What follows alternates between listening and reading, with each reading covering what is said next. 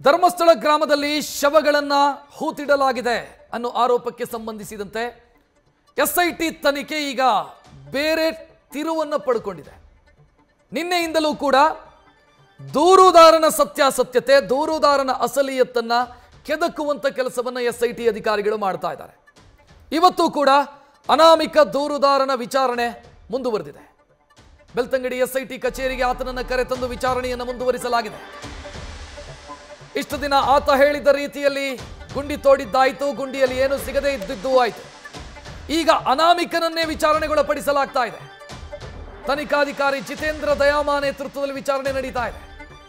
ಶೋಧ ನಡೆಸಿರುವಂತಹ 17 ಸ್ಥಳಗಳ ಬಗ್ಗೆ ಮಾಹಿತಿ ಸಂಗ್ರಹಿಸಲಾಗ್ತಾ ಇದೆ. ವಿಚಾರಣೆಯಲ್ಲಿ ಅನಾಮಿಕ ಹೇಳ್ತಾ ಇರೋದು, ನಾನು ತೋರಿಸಿದ ಜಾಗದಲ್ಲೇ ನಾನು ಮೃತದೇಹಗಳನ್ನು ಹೂತು ಹಾಕಿದ್ದೀನಿ ಅಂತ ಅನಾಮಿಕ ಹೇಳ್ತಾ ಇದ್ದಾರೆ. ಡಿಜಿಪಿ ಪ್ರಣವ್ ಮೊಹಂತಿ ಅಂದ್ರೆ ಎಸ್ಐಟಿ ಹೆಡ್ ಅವರ ಎದುರಲ್ಲೂ ಕೂಡ ಇದೇ ಹೇಳಿಕೆಯನ್ನು ದೂರುದಾರ ಕೊಟ್ಟಿದ್ದಾನೆ. ಇನ್ನು ಸ್ಪಾಟ್ 6ರಲ್ಲಿ ಸಿಕ್ಕಂತ ಮೂಳೆಗಳ ವರದಿಗಾಗಿ ಎಸ್ಐಟಿ ಅಧಿಕಾರಿಗಳು ಕಾಯ್ತಾ ಇದ್ದಾರೆ. ಶೀಘ್ರದಲ್ಲೇ FSL ರಿಪೋರ್ಟ್ ಕೈ ಸೇರುವಂತ ಸಾಧ್ಯತೆ ಇದೆ. ಇನ್ನು surprise spot point number 11A, ಇಲ್ಲಿ ಆತ್ಮಹತ್ಯೆ ಮಾಡಿಕೊಂಡಂತ ಸ್ಥಿತಿಯಲ್ಲಿ ಮರದ ಕೆಳಗೆ ಸಿಕ್ಕಿದ್ದಂತ ಕಳೆಬರ, ಇದರ ವರದಿಗಾಗಿಯೂ ಕೂಡ ಎಸ್ಐಟಿ ಅಧಿಕಾರಿಗಳು ಕಾಯ್ತಾ ಇದ್ದಾರೆ.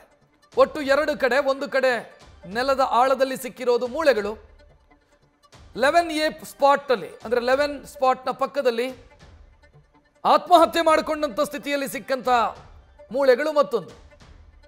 ಸೊ ಈ 2 ವಿಚಾರಕ್ಕೆ ಸಂಬಂಧಿಸಿದಂತೆ ತನಿಖೆ ಮುಂದುವರೆದಿದೆ. 6ನೇ ಸ್ಪಾಟ್ ಅಲ್ಲಿ ಸಿಕ್ಕಿದ್ಯಾರದು ಅನ್ನೋದು ಗೊತ್ತಾಗಬೇಕು ಅಂತಂದ್ರೆ FSL ರಿಪೋರ್ಟ್ ಬರಬೇಕು. ಈ ಕಡೆ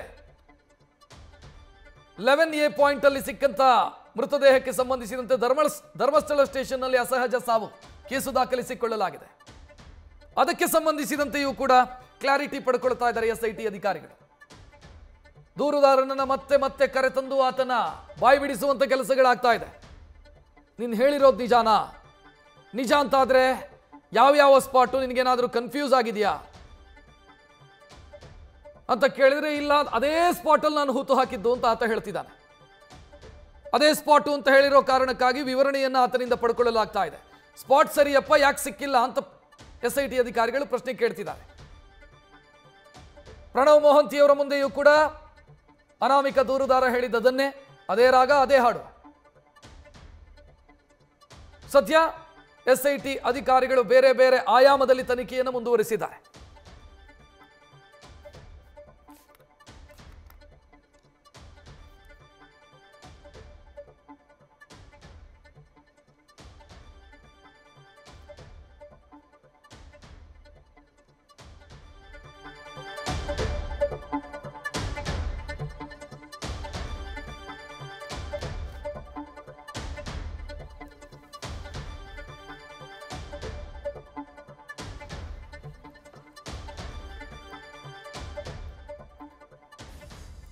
ಹೆಚ್ಚಿನ ಡೀಟೇಲ್ ನೀಡೋದಕ್ಕೆ ನಮ್ಮ ಪ್ರತಿನಿಧಿ ಕಿರಣ್ ನೇರ ಸಂಪರ್ಕದಲ್ಲಿ. ಕಿರಣ್, ಸದ್ಯ ಏನಾಗ್ತಾ ಇದೆ ಎಸ್ಐಟಿ ತನಿಖೆಯಲ್ಲಿ? ಅನಾಮಿಕ ಏನಾದರೂ ಮಾಹಿತಿಯನ್ನು ಹಂಚಿಕೊಳ್ತಿದ್ದಾನಾ ಇದಕ್ಕೆ ಸಂಬಂಧಿಸಿ?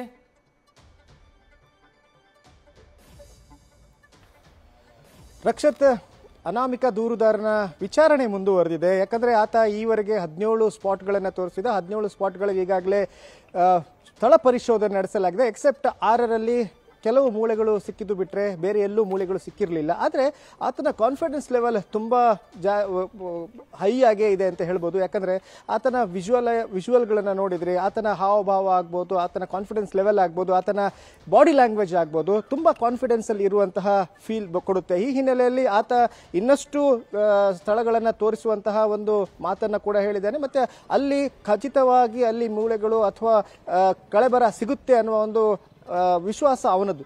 ಅದು ಕೂಡ ಆತ ಎಸ್ಐಟಿ ಅಧಿಕಾರಿಗಳ ಮುಂದೆ ಹೇಳಿರುವಂಥದ್ದು. ತನಿಖಾಧಿಕಾರಿ ಜಿತೇಂದ್ರ ಕುಮಾರ್ ದಯಾಮ ಅವರು ಒಂದು ಹಂತದ ವಿಚಾರಣೆ ನಡೆಸಿದ್ದಾರೆ. ಯಾಕಂದರೆ 17 ಸ್ಪಾಟ್ಗಳ ಬಗ್ಗೆನೇ ಈಗ ಆತನಲ್ಲಿ ಪ್ರಶ್ನೆ ಮಾಡಿರುವಂಥದ್ದು. ಅದು ಕೂಡ ಪ್ರಣವ್ ಮೊಹಂತಿ ಅವರ ಎದುರಲ್ಲೇ ಈ ಎಲ್ಲ ವಿಚಾರಣೆಗಳು ನಡೀತಾ ಇದ್ದಾವೆ. ಹಾಗೆ ಇದನ್ನು ಹೊರತುಪಡಿಸಿ 17 ಸ್ಪಾಟ್ಗಳಲ್ಲಿ ಹೊರತುಪಡಿಸಿ ಬೇರೆ ಯಾವುದಾದ್ರೂ ಮಾಹಿತಿಗಳು ಆತನ ಕೊಟ್ಟಿದ್ದಾನೆ ಅನ್ನೋದ್ರ ಬಗ್ಗೆ SIT ಅಧಿಕಾರಿಗಳು ಖಚಿತಪಡಿಸಿಲ್ಲ. ಆದರೆ ಒಂದು ಈ ವಿಚಾರಣೆಯಂತೂ ನಡೀತಾ ಇದೆ. ಇನ್ನಷ್ಟು ಮಾಹಿತಿಗಳನ್ನು ಆತ ಹಂಚಿಕೊಂಡಿದ್ದಾನೆ ಅನ್ನೋ ಒಂದು ಮಾಹಿತಿ ಹೊರಬರ್ತಾ ಇರುವಂಥದ್ದು. ಹಾಗೆ ಮತ್ತೆ ನಿನ್ನೆಯಿಂದ ಆತನ ವಿಚಾರಣೆ ನಡೀತಾ ಇದೆ. ಇವತ್ತು ಕೂಡ ಬಂದಿರುವ ಆತ SIT ಕಚೇರಿಗೆ ಬಂದಿದ್ದಾನೆ. ಹಾಗೆ ಅಧಿಕಾರಿಗಳು ಒಂದು ಹಂತದ ವಿಚಾರಣೆ ಕೂಡ ನಡೆಸಿದ್ದಾರೆ. ರಕ್ಷತ್, ಥ್ಯಾಂಕ್ ಯು ಕಿರಣ್ ಮಾಹಿತಿಗೆ. ನ್ಯೂಸ್ ಫಸ್ಟ್ ನಿರ್ಭೀತಿಯಿಂದ ನಿಮ್ಮ ಪರವಾಗಿ.